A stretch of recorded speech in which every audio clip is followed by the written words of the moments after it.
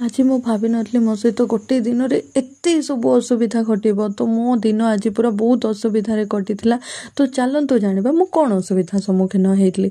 तो मु फास्ट घर बाहरी पड़ी ड्यूटी बाहर समय मत मिल जाते गौमाता को नमस्कार करके मु बाहरी पड़ी मो फील्ड जावाई देखु फील्ड पूरा वर्षा जो केते कादुओ रास्ता तापर एठी देखु नेचर को एंजॉय करके मु बढ़ी जाइए आग को। तो नेचर को देखु केते एंजॉय तुम्हें जहाँ भी को वर्षा दिन रे मालकानगिरी भाई गजब जदि ये जिनस किए फील करने चाहूँ तो पड़ा आसतु। तापर मो फील्ड रे देखु ये मो बाबा को दर्शन करदेली बाबा को दर्शन कर सारिकी मु पूरा सीधा जाइए पहुँची थी गाँव में।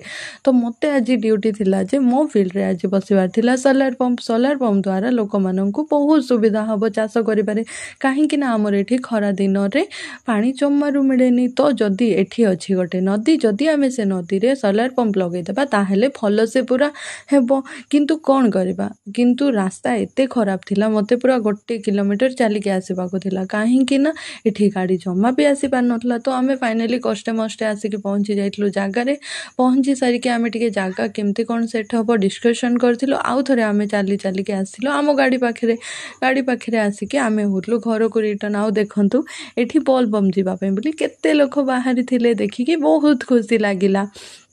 तो फाइनाली एठी आमे भी टिके दर्शन करदेलु तापर आमे भगवान को डाकुथुलु भगवान जी भी जाउछंती समस्ते पूरा भल से जाइके भल से रिटर्न हो जातु आउ बाबा दर्शन समस्त को मिलू। तो फाइनाली मु टिफिन आनिकी घरे पहुंची जाइतली।